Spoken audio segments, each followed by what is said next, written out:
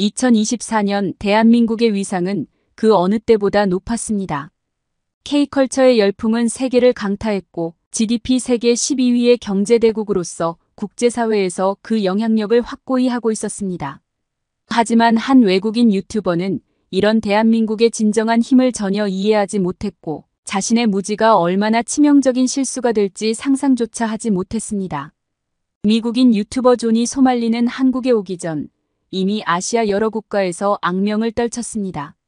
일본에서는 히로시마 원자폭탄을 소재로 한 도발적인 행동으로 물의를 일으켰고 디즈니랜드에서는 큰 스피커로 부적절한 음악을 틀어 가족 관람객들을 불편하게 했습니다. 일본 정부는 그에게 고작 20만 엔의 벌금형만 선고했고 이는 그의 오만함을 더욱 키웠습니다. 태국에서도 그는 현지 문화를 조롱하고 시민들을 자극하는 영상을 제작했지만 단순 추방 조치로 끝났습니다. 이런 경험들이 그로 하여금 아시아 국가들을 만만하게 보는 계기가 되었고 마침내 그의 시선은 한국을 향했습니다. 한국에 도착한 소말리는 처음에는 비교적 가벼운 도발로 시작했습니다. 편의점에서 라면을 바닥에 던지고 지하철에서 고성방가를 하는 등 공공질서를 어지럽히는 행위를 반복했습니다. 심지어 현직 여성 유튜버의 얼굴을 도용한 딥페이크 영상을 제작하여 그녀의 명예를 심각하게 훼손하기도 했습니다. 하지만 그의 도발은 여기서 그치지 않았습니다. 한밤중에는 주택가를 돌아다니며 초인종을 누르고 달아나는 장난을 쳤고 노래방에서는 일부러 기물을 파손하고 도망치기도 했습니다. 이런 행동들을 모두 실시간으로 방송하면서 시청자들의 분노 반응을 즐기는 모습을 보였습니다. 그의 가장 치명적인 실수는 한국의 역사적 아픔을 건드린 것이었습니다. 평화의 소녀상 앞에서 저지른 막장 행위는 한국인들의 분노를 폭발시켰습니다. 소녀상에 키스하는 척하면서 부적절한 행동을 하고 상의를 벗어던진 채 춤을 추는 모습을 실시간으로 방송한 것입니다. 이는 단순한 장난을 넘어 한국과의 역사와 국민 감정을 심각하게 훼손하는 행위였습니다. 소말리는 이 모든 것을 콘텐츠로 만들려 했습니다. 한국인들의 분노 반응이 클수록 더 많은 조회수를 기록했고 이는 그를 더욱 자극적인 행동으로 이끌었습니다. 그는 자신의 행동을 진정한 크리에이터의 용기라고 포장했지만 실상은 단순히 시청자들의 분노를 돈으로 바꾸는 비즈니스에 불과했습니다. 하지만 그는 한국이 과거의 일본이나 태국과는 전혀 다른 나라임을 깨닫지 못했습니다. 한국은 세계에서 가장 빠른 인터넷망을 보유한 IT 강국이었고 그의 모든 행적은 실시간으로 기록되고 공유되었습니다. 5,200만 한국 국민들의 눈과 귀가 그의 일거수일투족을 감시하기 시작했고 증거는 체계적으로 수집되었습니다. 정의로운 순간은 그의 라이브 방송 중에 찾아왔습니다. 한 한국 시민이 그의 얼굴에 정확한 주먹을 날린 장면이 전 세계에 생중계된 것입니다. 수천 명의 실시간 시청자들이 지켜보는 가운데 벌어진 이 사건은 순식간에 바이럴 영상이 되었고 해외 각국의 네티즌들도 한국 시민의 행동을 전폭적으로 지지했습니다. 더욱 놀라운 것은 이 사건 이후의 전개였습니다.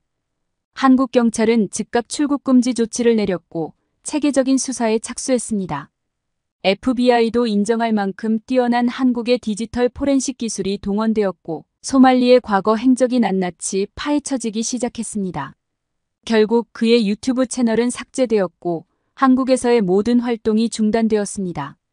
도주를 시도했지만 이미 전국 각지에 포진한 시민들의 감시망을 벗어날 수 없었습니다.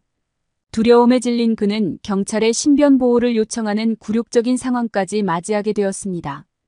이제 그는 한국이 결코 만만한 나라가 아님을 뼈저리게 실감하게 되었습니다. 높은 시민의식과 첨단 IT 기술, 그리고 강력한 법 집행력이 결합된 무서운 나라, 바로 대한민국의 진정한 모습을 마주하게 된 것입니다. 이 사건은 단순한 해프닝으로 끝나지 않았습니다. 한국의 위상과 법치주의의 힘을 전 세계에 각인시킨 중요한 사례가 되었습니다.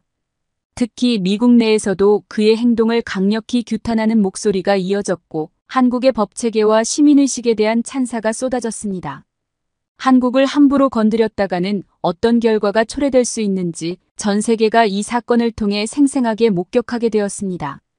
이제 대한민국은 더 이상 누구도 함부로 할 수 없는 강력한 나라임이 다시 한번 입증되었습니다. 세계 최고의 IT 인프라를 보유한 대한민국의 진정한 힘이 드러나는 순간이었습니다.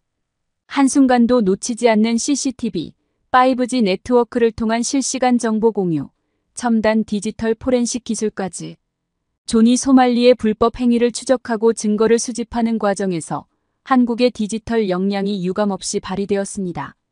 한국경찰청 사이버수사대는 사건 인지 즉시 디지털 포렌식 수사에 착수했습니다. FBI도 인정한 세계 최고 수준의 디지털 포렌식 기술이 본격 가동되기 시작한 것입니다. 실시간 스트리밍 영상, SNS 게시물, CCTV 영상 등 모든 디지털 증거가 실시간으로 수집되고 분석되었습니다. 특히 한국의 디지털 포렌식 기술은 이미 여러 국제 수사에서 그 능력을 인정받은 바 있었고 이번에도 그 진가를 유감없이 발휘했습니다. 가장 놀라운 것은 일반 시민들의 디지털 수사 능력이었습니다. 한 시민은 소말리의 방송 화면에 잠깐 비친 피자박스의 로고를 분석해 그의 위치를 특정했고 또 다른 시민은 영상 속 건물 그림자의 각도를 계산해 촬영 시점을 정확히 파악했습니다. 심지어 배경음악으로 들리는 음악 소리로 특정 상점을 찾아내는 놀라운 능력까지 보여줬습니다. 외신들은 이런 한국 시민들의 수사력을 시민 FBI라고 칭하며 극찬했습니다. 대한민국의 CCTV 네트워크는 그 어느 때보다 위력을 발휘했습니다. 서울 시내 곳곳에 설치된 고화질 CCTV들이 소말리의 동선을 낱낱이 포착했고 AI 기반 실시간 영상 분석 시스템을 통해 그의 위치가 지속적으로 파악되었습니다. 특히 한국의 CCTV는 단순한 감시 카메라가 아닌 AI 기반의 스마트 관제 시스템으로 수상한 행동을 자동으로 감지하고 분석하는 첨단 기능을 갖추고 있었습니다. 온라인 커뮤니티를 통한 정보 공유는 마치 하나의 거대한 디지털 상황실과 같았습니다. 시민들은 자발적으로 온라인 데이터베이스를 구축하여 증거를 수집하고 정리했습니다. 시간대별로 그의 범죄 행각이 정리되었고 각종 불법 행위에 대한 법적 분석까지 체계적으로 이루어졌습니다. 놀라운 것은 이 모든 과정이 개인정보보호법을 철저히 준수하면서 진행되었다는 점입니다. 한국의 5G 네트워크는 이 모든 디지털 수사의 핵심 인프라였습니다. 세계에서 가장 빠른 모바일 네트워크를 통해 소말리의 실시간 방송은 지연 없이 증거로 수집되었고 시민들의 제보 영상도 즉시 공유될 수 있었습니다. 그가 영상을 삭제하더라도 이미 수많은 시민들이 다운로드하여 보관하고 있었고 블록체인 기술을 활용해 영상의 무결성까지 보장했습니다. 디지털 증거 수집의 전문성은 세계의 이목을 집중시켰습니다. 한국의 사이버 수사관들은 소말리의 삭제된 계정에서도 데이터를 복구했고 메타데이터 분석을 통해 영상의 촬영 위치와 시간을 정확히 특정했습니다. 심지어 그가 사용한 디바이스의 모든 로그 기록까지 복원하는 데 성공했습니다. 이런 기술력에 FBI조차 감탄을 금치 못했다고 합니다. 특히 한국의 인공지능 기술은 수사의 새로운 지평을 열었습니다. 얼굴 인식 AI는 소말리가 모자나 마스크로 변장하고 다니더라도 즉시 식별이 가능했고 음성 인식 AI는 그의 목소리를 실시간으로 추적했습니다. 행동 패턴 분석 AI는 그의 다음 행선지까지 예측하는 놀라운 능력을 보여줬습니다. 이러한 첨단 기술의 집합체는 완벽한 디지털 그물망을 형성했습니다. 소말리는 도망칠 곳을 완전히 잃었고 결국 경찰에 자진 출두할 수밖에 없었습니다. 5,200만 한국 국민의 스마트폰이 모두 CCTV가 되어 그를 감시했고 세계 최고의 디지털 기술이 그의 모든 행적을 추적했습니다. 이번 사건은 한국의 디지털 역량이 단순한 기술력을 넘어 사회정의를 구현하는 강력한 도구로 발전했음을 보여줬습니다. 외신들은 한국의 디지털 수사력이 새로운 글로벌 스탠다드가 되고 있다고 보도했고 여러 나라에서 한국의 디지털 포렌식 기술 전수를 요청해왔습니다. 더욱 주목할 만한 점은 이러한 첨단 기술이 시민들의 기본권과 조화를 이루며 운영되었다는 것입니다. 개인정보 보호와 인권 보호의 기준을 준수하면서도 범죄 예방과 수사에서 최대한의 효과를 거둔 것입니다. 이는 한국이 진정한 디지털 선진국임을 다시 한번 입증하는 계기가 되었습니다. 이제 세계는 한국의 디지털 역량을 새롭게 바라보게 되었습니다. 단순한 IT 기술 강국이 아닌 첨단 기술을 법 집행과 정의 구현에 완벽하게 접목시킨 미래 사법 시스템의 모범 국가로서 말입니다. 대한민국의 디지털 주권이 다시 한번 세계에 각인되는 순간이었습니다. 그리고 이번 사건이 알려지자 한국 시민들의 대응은 신속하고도 체계적이었습니다. 특히 주목할 만한 것은 불법적인 보복이나 과격 행동 대신 증거 수집과 합법적 절차를 선택했다는 점입니다. 이는 대한민국 시민의식이 얼마나 성숙했는지를 보여주는 중요한 순간이었습니다. 첫 번째로 주목할 만한 것은 소녀상 모독 사건에 대한 시민들의 대응이었습니다. 시민들은 즉시 그의 유튜브 실시간 방송을 녹화하기 시작했습니다. 방송 중 법적 처벌이 가능한 부분들을 타임스탬프와 함께 정리했고, 이는 이후 경찰 수사의 결정적인 증거가 되었습니다. 특히 소녀상 앞에서의 부적절한 행동을 담은 영상은 완벽하게 보존되었고, 이는 그의 행위가 단순 장난이 아닌 명백한 범죄라는 것을 입증하는 중요한 자료가 되었습니다. 마포경찰서에 접수된 시민들의 제보는 수백 건에 달했고, 모든 제보가 영상이나 사진 등 구체적인 증거와 함께 제출되었습니다. 시민들은 각자의 위치에서 그의 불법 행위를 목격할 때마다 즉시 녹화를 시작했고, 이러한 영상들은 시간과 장소 정보와 함께 체계적으로 정리되어 수사기관에 전달되었습니다. 편의점 난동 사건은 특히 시민들의 성숙한 대응이 돋보인 사례였습니다.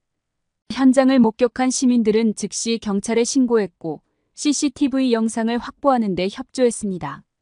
편의점 직원을 향한 모욕적인 행동과 기물, 파손 장면이 고스란히 담긴 이 영상은 업무방해죄의 명확한 증거가 되었습니다. 당시 현장에 있던 시민들은 직접적인 물리적 충돌을 피하고 증거 수집에 주력했는데, 이는 매우 현명한 판단이었습니다. 온라인 커뮤니티를 통한 정보 공유도 놀라울 정도로 체계적이었습니다. 시민들은 그의 동선을 파악하고 불법 행위를 기록했지만 과도한 사생활 침해나 허위 정보 유포는 철저히 자제했습니다. 주요 온라인 커뮤니티에서는 검증되지 않은 정보를 엄격하게 걸러냈고 사실 확인이 된 정보만을 공유했습니다. 특히 한 여성을 스토킹하듯 따라다니며 촬영하는 장면을 포착한 시민의 영상은 결정적인 전환점이 되었습니다. 이 영상은 그의 행위가 단순 장난이 아닌 명백한 범죄라는 것을 입증하는 중요한 증거가 되었고, 경찰 수사의 방향을 결정짓는 중요한 단서가 되었습니다. 법률 전문가들의 자발적인 참여도 주목할 만했습니다. 여러 변호사들이 소말리의 행위가 위반한 법률 조항들을 상세히 분석했습니다.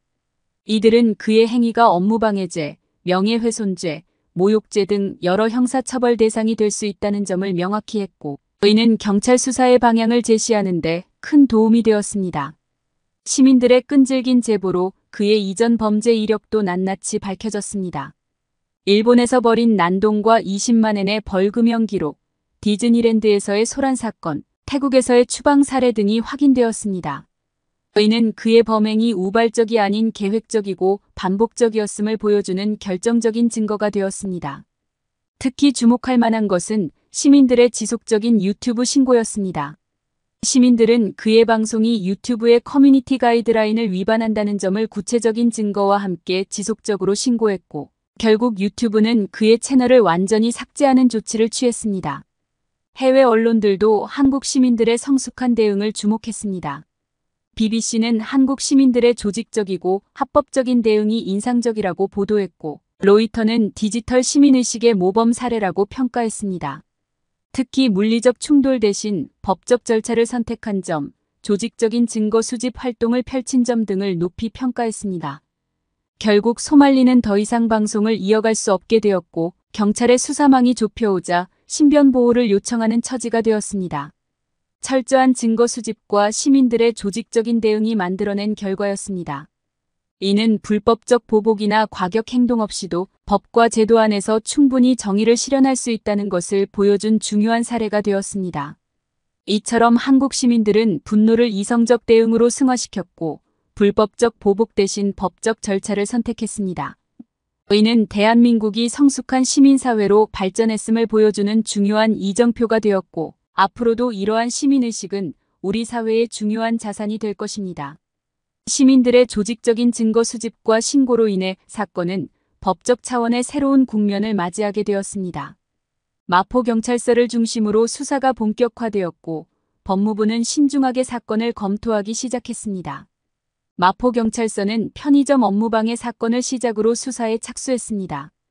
특히 편의점에서 라면을 바닥에 던지고 직원을 조롱하는 등의 행위는 명백한 업무방해죄에 해당했습니다. 경찰은 해당 편의점의 CCTV 영상과 목격자 진술을 확보했고 이는 핵심 증거가 되었습니다. 법무부는 10월 31일 소말리에 대한 출국 금지 조치를 내렸습니다. 이는 그가 한국을 떠나 도주할 경우 수사와 처벌이 어려워질 수 있다는 판단에서였습니다. 실제로 그의 과거 행적을 보면 일본과 태국에서도 문제를 일으킨 후 도주한 전력이 있었기 때문입니다. 소말리의 범죄 혐의는 다양했습니다. 편의점 업무방해 외에도 지하철과 버스에서의 소란 행위, 여성 대상 불법 촬영, 소녀상 모독 행위 등이 주요 혐의로 지목되었습니다. 특히 소녀상 앞에서의 부적절한 행위는 많은 시민들의 공분을 샀고 이에 대한 법적 처벌을 요구하는 목소리가 높았습니다. 경찰은 소말리가 올린 영상들을 분석하며 추가 혐의점을 찾아냈습니다. 그의 방송 내용 중에는 공연 음란죄, 모욕죄 등에 해당할 수 있는 장면들이 다수 발견되었습니다. 특히 한 여성을 쫓아다니며 촬영한 행위는 스토킹 처벌법 위반 혐의도 제기되었습니다. 검찰도 수사에 관심을 보였습니다. 특히 그의 행위가 단순 경범죄를 넘어 형사처벌이 필요한 수준이라는 판단이 이루어졌습니다. 업무방해죄의 경우 3년 이하의 징역이나 1천만 원 이하의 벌금형에 처해질 수 있었고 다른 혐의들까지 합산되면 상당한 처벌이 가능한 상황이었습니다. 결정적인 전환점은 그의 유튜브 채널이 삭제되면서 찾아왔습니다. 지속된 가이드라인 위반과 불법 콘텐츠 신고로 인해 유튜브는 그의 채널을 영구 정지시켰고 이는 그의 수익 구조를 완전히 무너뜨렸습니다. 위기감을 느낀 소말리는 결국 경찰에 신변 보호를 요청하기에 이르렀습니다. 자신의 행동에 대한 시민들의 분노가 격화되자 더 이상 자유로운 활동이 불가능하다고 판단한 것으로 보입니다. 하지만 소말리의 진정한 본성은 곧 드러났습니다. 지난 7일 유튜브를 통해 사과의 뜻을 밝혔지만 이는 완벽한 기만이었습니다. 사과 영상 직후 손가락으로 V자를 그리는 모습이 포착되어 이미 진정성이 의심받던 상황에서 불과 3일 만에 더 충격적인 도발을 시작했기 때문입니다. 새로운 X 계정을 통해 위안부 피해자를 모욕하는 게시물을 연이어 올렸고 그 수위는 이전보다 더욱 높아졌습니다. 위안부 피해자와 일본군의 부적절한 이미지를 게시하고 자신의 얼굴을 합성하여 나의 여자친구들이라는 모욕적인 설명을 달았습니다. 더 나아가 우길기 사진을 올리고 위안부 피해자들을 향해 매춘부라고 지칭하는 등 그의 도발은 계속되었습니다. 심지어 나는 모든 죄를 씻어냈다며 오히려 자신의 행동을 정당화하려 했습니다. 이에 앞서 그에게 사과를 권유했던 전 미국 해병 브랜넌 김조차 사과를 권유한 것이 후회된다고 밝힐 정도였습니다. 이러한 소말리의 악질적인 행태는 그의 범죄 행위가 우발적이 아닌 계획적이고 지속적인 것이었음을 다시 한번 입증했고 법적 처벌의 필요성을 더욱 강화했습니다. 그리고 이 사건은 구체적인 진전을 보였습니다. 2024년 11월 11일 서울 마포경찰서는 소말리를 업무방해 혐의로 검찰에 불구속 송치했다고 공식 발표했습니다. 이는 시민들의 적극적인 신고와 증거 제출, 그리고 경찰의 체계적인 수사가 만들어낸 첫 번째 가시적인 성과였습니다. 검찰 송치는 경찰이 수사를 마무리하고 혐의가 인정된다고 판단했다는 의미입니다. 특히 편의점에서의 업무방해 행위는 명백한 증거가 있었고 이는 형사처벌이 가능한 수준이라는 것이 경찰의 판단이었습니다. 법조계에서는 이번 송치가 외국인의 불법 행위에 대한 중요한 선례가 될 것으로 보고 있습니다. 특히 SNS나 인터넷 방송을 통한 불법 행위에 대해 얼마나 강력한 법적 조치가 가능한지를 보여주는 시금석이 될 것으로 예상됩니다. 현재 검찰은 소말리에 대한 기소 여부를 검토 중입니다. 업무방해죄의 경우 3년 이하의 징역이나 1천만 원 이하의 벌금형에 처해질 수 있으며 검찰은 혐의의 경중과 증거의 신빙성을 면밀히 검토하여 처분을 결정할 것으로 보입니다. 이처럼 한국의 법 집행기관들은 차분하지만 단호하게 사건을 처리해 나가고 있습니다. 이는 한국이 법치주의에 입각하여 외국인의 불법 행위에도 엄정하게 대응할 수 있는 능력과 의지가 있음을 보여주는 중요한 사례가 되고 있습니다. 앞으로 이 사건의 사법적 처리 과정은 유사한 사례에 대한 중요한 선례가 될 것으로 보입니다. 특히 외국인 유튜버나 인플루언서들의 부적절한 행위에 대한 법적 대응, 방안을 구체적으로 제시할 것으로 기대되고 있습니다. 소말리 사건은 단순한 해프닝으로 끝나지 않았습니다. 이 사건은 한국의 법치주의와 시민의식이 만들어낸 새로운 이정표가 되었고, 세계는 이를 주목하기 시작했습니다. 가장 먼저 반응을 보인 것은 일본이었습니다. 일본 네티즌들은 자국의 미온적 대응을 강하게 자성하기 시작했습니다. 소말리가 일본에서 저지른 불법 행위에 대해 고작 20만 엔의 벌금형만 부과한 것이 오히려 그의 일탈 행위를 부추겼다는 비판이 일었습니다. 조니 소말리는 일본에서도 온갖 성가신 행동을 저질렀다. 지하철에서 음란물을 재생하고 디즈니랜드에서 소란을 피워 영업방해 혐의로 처벌받았지만 그에게 내려진 처벌은 단순 20만 엔의 벌금형에 불과했다며 안타까움을 토로했습니다. 특히 일본 네티즌들은 소말리의 입국과 동시에 경찰이 그를 붙잡아야 한다. 그렇게 할 수 있도록 법률을 새롭게 정비하는 등 강력한 조치가 필요하다. 그렇지 않으면 일본이 외국인들에 의해 지배되는 나라가 될지도 모른다는 우려의 목소리를 높였습니다. 중국의 반응도 주목할 만했습니다. 중국 네티즌들은 남쪽이라 이만한 거지, 북쪽이었다면 어떻게 되었을지 모른다며 한국의 법치주의적 대응을 긍정적으로 평가했습니다. 특히 시민들의 조직적이고 합법적인 대응 방식에 주목하며 이는 성숙한 시민사회의 모습이라고 평가했습니다. 미국의 반응은 더욱 강력했습니다. 자국민의 무분별한 행동에 대해 깊은 부끄러움을 표현하며 다수의 미국 유튜버들이 앞다투어 사과 영상을 게시했습니다. 한국은 우리의 오랜 동맹국입니다.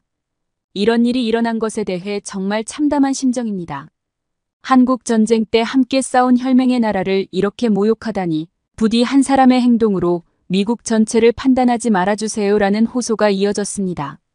특히 LA에 사는 한 시민은 한국 드라마와 음악을 사랑하는 미국인으로서 이번 사건이 정말 마음 아픕니다. 우리도 한국의 위안부 할머니들의 아픔을 잘 알고 있습니다. 소녀상을 모욕한 것은 용서할 수 없는 일입니다. 미국에서도 이런 사람은 철저하게 처벌받아야 합니다라고 밝혔습니다. 외신들의 보도도 잇따랐습니다. BBC는 디지털 시대의 새로운 시민 참여 모델이라는 제목의 특집 기사를 통해 한국 시민들의 증거 수집 활동을 조명했습니다. CNN은 법치주의와 시민의식의 조화라는 관점에서 이 사건을 분석했고, 로이터는 한국의 디지털 포렌식 수사 능력을 집중 조명했습니다. 특히 해외 법조계에서는 한국의 법적 대응을 새로운 모델로 주목하기 시작했습니다. 시민들의 자발적 증거 수집, 경찰의 신속한 수사 착수, 법무부의 출국 금지 조치, 그리고 검찰 송치로 이어지는 일련의 과정이 체계적이고 절차적 정당성을 갖추었다는 평가를 받았습니다. 유튜브 등 소셜미디어 플랫폼들도 한국의 대응을 새로운 기준으로 삼기 시작했습니다. 특히 불법 콘텐츠에 대한 신속한 삭제 조치와 계정 정지 등 플랫폼 차원의 대응이 필요하다는 인식이 확산되었습니다. 한국을 방문하는 외국인 유튜버들의 행태도 달라지기 시작했습니다. 자극적인 콘텐츠 대신 한국의 문화와 역사를 이해하고 존중하는 영상이 늘어났고, 무분별한 도발적 행동은 급격히 감소했습니다. 소말리 사건이 일종의 경각심을 준 것입니다. 더욱 중요한 것은 이 사건이 한국의 국제적 위상을 한층 강화했다는 점입니다. 이제 한국은 더 이상 문화강국, 경제강국이라는 수식어에만 머물지 않게 되었습니다. 법치주의의 모범국가, 성숙한 시민사회의 표준이 된 것입니다. 11월 11일 소말리가 검찰에 송치된 것은 이 모든 과정의 중간 결산점이 되었습니다. 법과 절차에 따른 엄정한 수사와 처벌이라는 원칙이 끝까지 지켜진 것입니다. 이는 향후 유사 사건 발생 시 중요한 선례가 될 것으로 전망됩니다. 이제 세계는 한국을 새로운 시각으로 바라보고 있습니다. 문화적 매력과 경제적 성공을 넘어 성숙한 시민의식과 견고한 법치주의를 갖춘 진정한 선진국으로서 말입니다. 소말리 사건은 결과적으로 한국의 또 다른 가능성을 세계에 보여준 소중한 계기가 되었습니다. 이처럼 조니 소말리 사건은 단순한 해프닝이 아닌 대한민국의 성숙한 시민의식과 법치주의, 그리고 디지털 강국으로서의 면모를 전 세계에 알린 중요한 사건이 되었습니다. 11월 11일 검찰 송치로 이어진 이번 사건은 앞으로 유사한 국제적 불법 행위에 대한 중요한 선례가 될 것으로 보입니다. 여러분들은 이번 사건에서 보여준 우리나라의 대응에 대해 어떻게 생각하시나요? 법적 절차에 따른 차분한 대응이 적절했는지, 혹시 아쉬운 점은 없었는지 여러분들의 의견을 댓글로 남겨주시기 바랍니다. 앞으로도 이런 중요한 소식들을 빠르게 전해드리도록 하겠습니다. 여러분의 구독과 알림 설정은 영상 제작에 큰 힘이 됩니다. 구독자 여러분의 사연 또한 제보받습니다. 사연으로 채택되신 분들께는 소정의 선물 또한 보내드리고 있으니 많은 참여 부탁드립니다. 감사합니다. 한국 과일 소주가 진열된 지 3주 만에 완판됐다니 무슨 일이 있었던 걸까요? 프랑스 파리 현지 최대 마트 카르푸시티. 어느 날 마트 관리자가 당혹스러운 표정으로 재고 시스템을 확인하고 있습니다.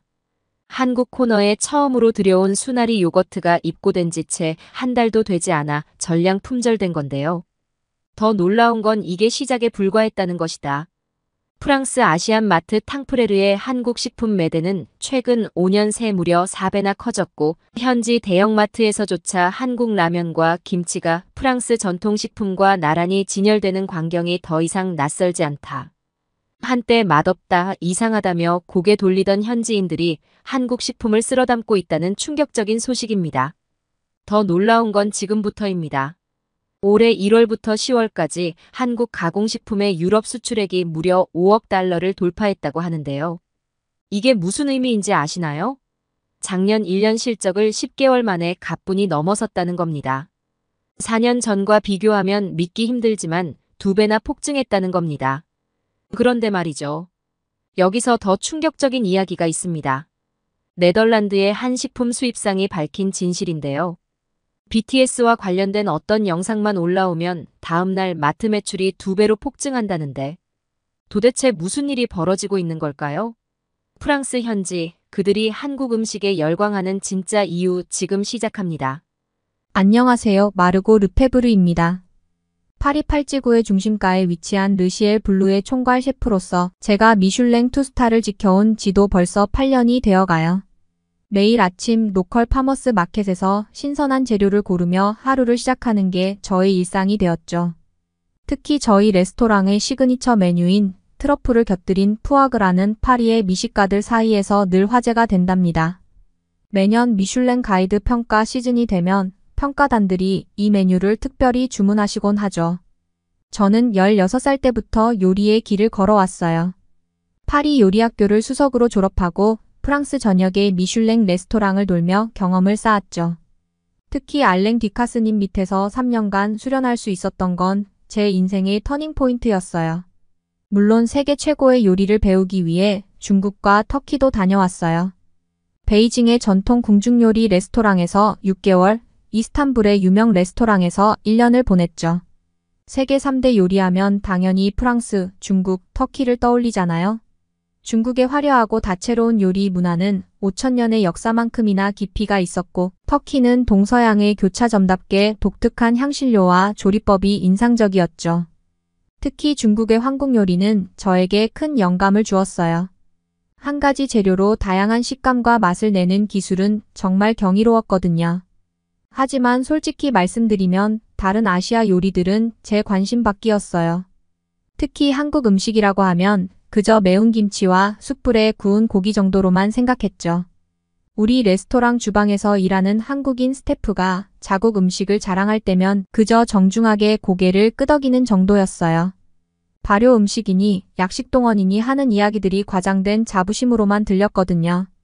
심지어 한 번은 그 스태프가 가져온 김치를 맛보고 너무 자극적이다라며 거의 맛보지도 않았던 적도 있어요. 그러던 어느 날 2024 파리 올림픽 조직위원회에서 연락이 왔어요.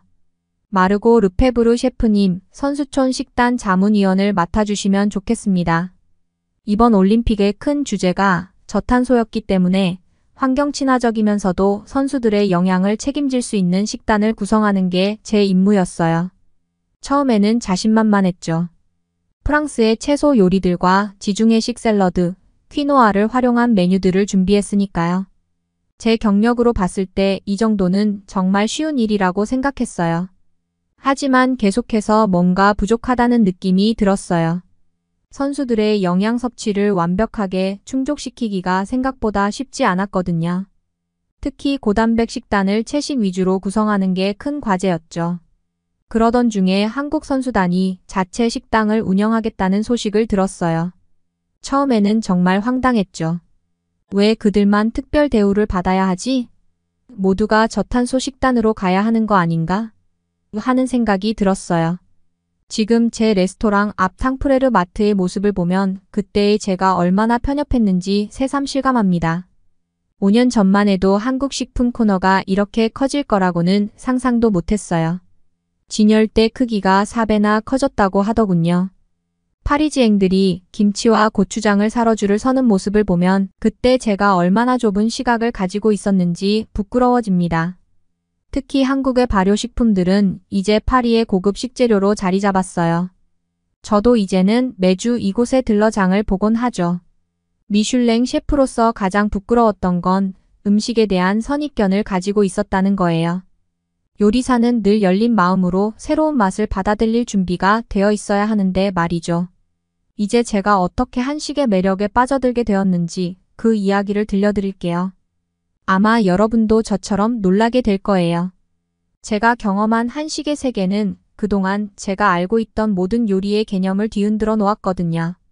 선수촌에서 처음 한국 선수단 식당을 방문했던 그날을 절대 잊을 수 없어요. 단순한 호기심으로 시작된 방문이었지만 그날의 경험은 제 요리 인생을 완전히 바꿔놓았죠. 문을 열자마자 가장 먼저 맡은 건 깊이 있는 발효향이었어요. 20년 넘게 프랑스 치즈의 발효향에 익숙해져 있었지만 이건 완전히 다른 종류의 신비로운 향이었답니다. 주방을 둘러보며 가장 먼저 눈에 들어온 건 정가락에 놓인 수십 개의 항아리였어요.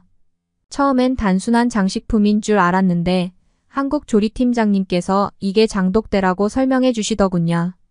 자연 발효를 통해 간장과 된장을 만드는 과학적인 시스템이라고 해요. 온도, 습도, 미생물의 균형을 완벽하게 맞추는 자연의 실험실 같았죠. 특히 인상적이었던 건 각 항아리마다 발효기간과 온도를 꼼꼼히 기록해두는 정확성이었어요. 김치를 마주했을 때의 충격은 더 컸어요. 프랑스에서도 절인 채소를 만들지만 김치는 차원이 달랐죠. 배추, 무, 마늘, 생강, 고춧가루 등 수십 가지 재료가 들어가는데 각각의 재료가 발효 과정에서 특별한 역할을 한다는 게 놀라웠어요. 더욱 신기한 건 매운맛, 신맛, 감칠맛이 완벽한 조화를 이루는 점이었죠. 한국 조리팀은 선수들의 컨디션에 따라 김치의 발효 정도를 다르게 제공한다고 하더군요. 과학적이면서도 섬세한 접근 방식에 깊은 인상을 받았어요. 비빔밥을 처음 봤을 땐 정말 이해가 안 됐어요. 모든 재료를 따로 준비해서 마지막에 비벼 먹는다니 프랑스 요리의 정교한 플레이팅과는 정반대의 개념이었거든요. 하지만 한 입 먹어보고 깨달았죠. 각각의 재료가 가진 맛과 향, 식감이 비비는 과정에서 완벽하게 어우러지더군요. 게다가 영양학적으로도 완벽한 균형을 이루고 있었어요. 단백질, 탄수화물, 비타민, 미네랄이 골고루 들어있는 구성이 정말 과학적이었죠. 갈비 요리를 맛보면서는 정말 충격을 받았어요. 고기를 절이는 과정에서 배, 사과 같은 과일을 사용하는데 이게 단순히 맛을 내기 위한 게 아니었어요. 고기를 부드럽게 만들면서도 자연스러운 감칠맛을 끌어내는 과학적인 과정이었죠. 프랑스 요리에서 와인으로 숙성시키는 것과 비슷하면서도 전혀 다른 접근법이었어요. 특히 과일의 효소가 고기를 연하게 만든다는 설명을 들으면서 한식이 얼마나 과학적인지 다시 한번 깨달았습니다. 가장 놀라웠던 건 모든 음식이 저탄소 올림픽이라는 컨셉에 완벽하게 부합한다는 거였어요. 된장, 간장, 김치 같은 발효 식품들은 조리 과정에서 최소한의 에너지만 사용하죠. 채소를 주로 사용하면서도 영양가는 오히려 더 뛰어났어요. 심지어 음식물 쓰레기도 거의 나오지 않았죠. 뿌리, 줄기, 잎사귀까지 모두 활용하는 걸 보며 프랑스 요리의 낭비가 부끄러워질 정도였어요. 선수들의 반응은 더욱 놀라웠어요. 처음에는 의아해하던 서구권 선수들도 한번 맛본 뒤에는 계속 한국 선수단 식당을 찾았죠. 특히 서아프리카 출신 선수들이 보여준 감동적인 반응은 잊을 수가 없어요. 그들은 고가의 프랑스 레스토랑은 가볼 생각도 못했지만 한국 선수단 식당에서는 따뜻한 환대를 받으며 무료로 영양가 높은 식사를 할 수 있었거든요. 음식을 통한 나눔의 정신, 그것이야말로 제가 한식에서 배운 가장 큰 가치였을지도 모르겠네요. 이런 경험들을 통해 저는 깨달았어요. 한식은 단순한 음식이 아니라 과학이자 예술이며 나눔의 철학이라는 걸요. 프랑스 요리가 테크닉과 플레이팅으로 승부한다면 한식은 자연과 과학의 조화로 승부하는 거였어요. 그동안 제가 얼마나 좁은 시야로 음식을 바라보고 있었는지 새삼 깨닫게 됐죠. 이제는 제 요리에도 한식의 지혜를 담아내려고 노력하고 있답니다. 올림픽 기간 동안의 경험은 저를 완전히 다른 사람으로 만들었어요. 한식의 매력에 빠진 건 저뿐만이 아니었다는 걸 곧 깨닫게 되었죠. 파리 전역에서 일어나는 변화를 지켜보면서 정말 놀라웠어요. 제가 있는 팔찌구의 거리만 해도 1년 새 한식당이 5군데나 새로 생겼는데 주말이면 항상 길게 줄이 늘어서요. 특이한 건 손님의 90% 이상이 프랑스 현지인들이라는 거예요. 파리지앵들이 줄을 서서 기다리는 모습을 보면 마치 꿈을 보는 것 같았죠. 특히 우리 레스토랑 스태프들의 변화가 눈에 띄었어요. 어느 날 주방에서 일하는 피에르가 휴대폰으로 뭔가를 열심히 보고 있길래 다가가 봤더니 BTS라는 한국 아이돌 그룹의 브이로그를 보고 있더군요. 영상 속에서 그들이 김치찌개를 먹는 장면을 보며 레시피를 연구하고 있었어요. 더 놀라운 건 그날 퇴근 후에 피에르를 포함한 주방 스태프들이 한식당에 가서 직접 그 음식을 맛보고 왔다는 거예요. 다음 날 아침 미팅에서 그들은 한식의 깊이에 대해 열정적으로 토론했죠. 네덜란드 암스테르담에서 들려온 소식도 충격적이었어요. 제 친구가 그곳에서 미슐랭 원스타 레스토랑을 운영하고 있는데 한국 드라마나 예능 프로그램에서 본 음식을 찾는 손님들이 급증하고 있다더군요. BTS나 블랙핑크 같은 K-팝 스타들의 SNS에 올라온 음식 사진 하나에도 반응이 엄청나서 다음 날이면 현지 아시안 마트의 한국 식품 매출이 2배로 뛴다고 해요. 특히 오징어 게임 이후에는 달고나와 라면을 찾는 사람들이 폭발적으로 늘었다고 하더군요. 제가 가장 흥미롭게 지켜본 건 떡볶이의 성공이었어요. 솔직히 말씀드리면 제가 처음 떡볶이를 봤을 때는 이해할 수 없었거든요. 쌀로 만든 가래떡의 식감도 낯설었고 그 붉은 색감도 프랑스 사람들의 입맛에는 맞지 않을 거라 생각했죠. 하지만 K-드라마에서 떡볶이를 먹는 장면이 나오면서 상황이 완전히 바뀌었어요. 젊은이들 사이에서 떡볶이는 일종의 로맨틱한 음식이 되었고 데이트 코스의 필수 메뉴가 되었죠. 지금은 파리 마레지구에만 해도 떡볶이 전문점이 3곳이나 있을 정도예요. 우리 레스토랑 단골 손님 중에는 미슐랭 가이드 평가위원도 계신데 그분이 얼마 전에 저에게 한식에 대해 물어보시더군요. 마르고 한식의 비결이 뭐라고 생각하나요? 저는 이렇게 대답했어요. 한식은 단순한 음식이 아닌 하나의 문화이자 트렌드가 되었어요. 젊은이들은 음식을 통해 한국의 문화를 경험하고 싶어 하죠. 그들에게 한식은 단순한 한 끼가 아니라 새로운 라이프 스타일인 거예요. 파리의 젊은이들 사이에서는 한식 챌린지라는 게 유행하고 있어요. SNS에 자신이 도전해본 한식을 올리고 평가하는 건데 이게 또 하나의 문화 현상이 되었죠. 특히 김치 만들기 챌린지는 정말 인기가 대단해요. 발효 과정을 매일 기록하면서 공유하는데 이게 또 하나의 소셜 콘텐츠가 된 거예요. 심지어 일부 인플루언서들은 한국에서 김치 명인을 초청해 마스터 클래스를 여는 정도까지 왔답니다. 가장 놀라운 점은 한식이 고급 음식으로도 길거리 음식으로도 모두 성공했다는 거예요. 미슐랭 스타를 받은 고급 한식당이 있는가 하면 푸드트럭에서 파는 김치 타코나 김치 핫도그도 인기죠. 이건 프랑스 요리에서는 상상하기 어려운 일이에요. 우리는 항상 고급 요리와 서민 음식을 철저히 구분하거든요. 하지만 한식은 이 경계를 자연스럽게 무너뜨렸어요. 이런 현상을 지켜보면서 저는 한식의 진정한 힘이 바로 이런 포용성에 있다는 걸 깨달았답니다. 한식을 더 깊이 이해하면서 가장 놀라웠던 건 전통을 지키면서도 현지화에 성공한 그들만의 전략이었어요. 제가 파리에서 운영하는 르시엘 블루도 전통 프랑스 요리의 정체성을 지키려 노력하지만 현대적 입맛에 맞추는 게 늘 고민이거든요. 그런데 한식은 이 두 가지를 완벽하게 조화시켰더군요. 특히 인상적이었던 건 한국 식품 기업들의 혁신적인 접근법이었어요. 삼양식품이라고 있죠? 그들의 불닭볶음면이 유럽에서 센세이션을 일으켰는데 특별히 유럽 시장을 위해 비건 버전을 출시했더군요. 동물성 원료를 모두 제외하고도 그 맛을 그대로 구현해냈다는 게 정말 놀라웠어요. 프랑스에서도 비건 인구가 급증하고 있는데 이런 세심한 현지화 전략이 정말 훌륭해 보였죠. 빙그레이 메로나도 굉장히 흥미로운 사례예요. 4년이라는 긴 시간 동안 연구 개발을 거쳐 식물성 버전을 만들었다고 해요. 이게 올해 유럽 수출액이 400%나 증가했다고 하더군요. 저도 직접 맛보았는데 동물성 제품과 맛의 차이를 거의 느낄 수 없었어요. 우리 프랑스의 유제품 회사들도 따라하고 싶어하는 기술이라고 해요. 김치의 현지화는 정말 충격적이었어요. 아오엄이라는 기업이 개발한 청입김치가 파리 국제식품박람회에서 혁신상 그랑프리를 받았다는 소식을 들었어요. 배추 겉잎으로 만든 김치라니 보통은 버려지는 식재료를 활용한 제로웨이스트 철학이 돋보였죠.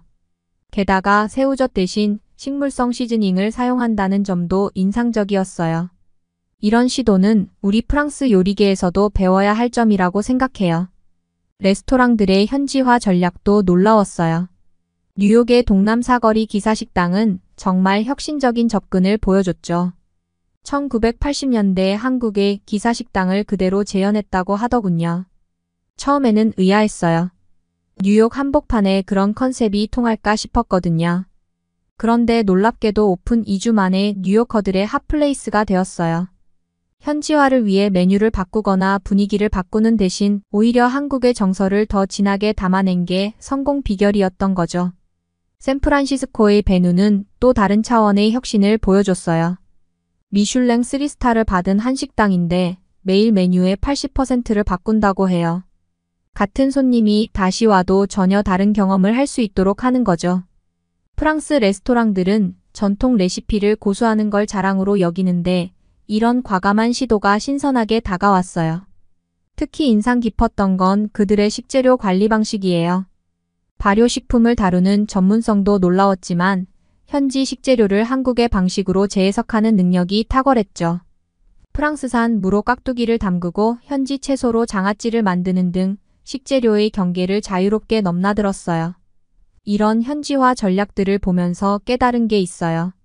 진정한 현지화는 현지 입맛에 맞추는 게 전부가 아니라는 거죠. 오히려 자신들의 정체성을 확실히 하면서 현지 문화와 자연스럽게 조화를 이루는 게 중요한 것 같아요. 한식은 이 점을 정말 완벽하게 보여주고 있죠. 이제는 제 레스토랑에서도 이런 시도를 해보고 있어요. 한식의 발효 기술을 프랑스 요리에 접목해보기도 하고 김치나 고추장의 풍미를 활용한 새로운 소스를 개발하기도 하죠. 특히 김치를 활용한 소스는 저희 레스토랑의 새로운 시그니처가 되었어요. 물론 아직은 실험 단계지만 손님들의 반응이 무척 긍정적이에요. 이런 게 바로 음식 문화의 진정한 교류가 아닐까요? 한식이 보여준 혁신의 방향은 우리 프랑스 요리계에도 많은 영감을 주고 있어요. 전통을 고수하면서도 새로운 변화를 두려워하지 않는 모습, 그리고 무엇보다 음식을 통해 문화를 전파하는 방식이 정말 인상적이었죠. 이제 저는 확신해요. 한식의 미래는 무한하다는 걸요. 이제 제 이야기도 마지막 장에 다다랐네요. 파리 올림픽을 계기로 시작된 제 한식과의 만남은 단순한 음식 체험을 넘어 인생의 전환점이 되었어요. 지금 파리의 식문화 지형도는 완전히 바뀌었답니다. 암스테르담의 어메이징 오리엔탈처럼 우리 파리의 아시안 마트들도 현지인 비중이 60%를 훌쩍 넘어섰어요. 매일 아침 출근길에 보이는 긴 줄은 이제 일상이 되었죠. 가장 흥미로운 건 음식의 경계가 허물어지고 있다는 거예요. 제가 운영하는 르시엘 블루에서도 이제는 한식 푸전 메뉴를 선보이고 있어요. 김치 크로아상이라고 들어보셨나요?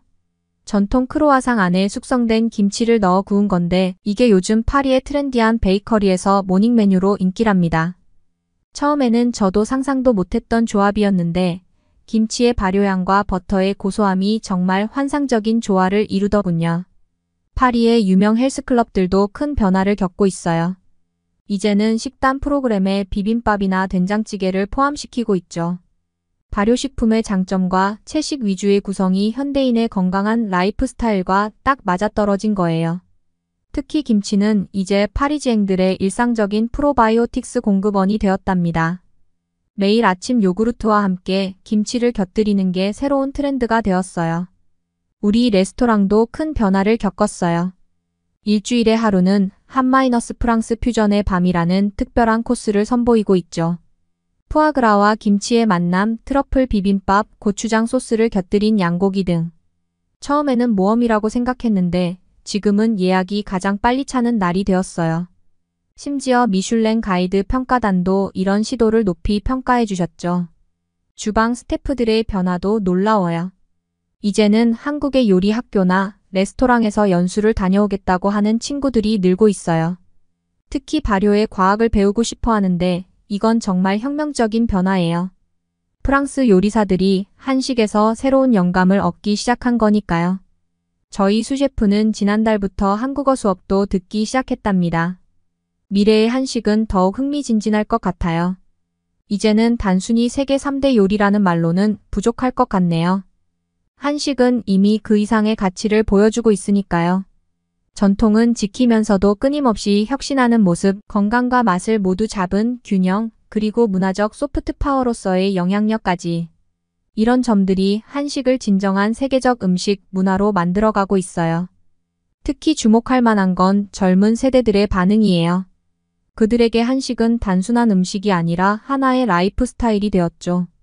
SNS에서는 매일 새로운 한식 레시피가 공유되고 한식 쿠킹 클래스는 늘 예약이 꽉 차 있어요.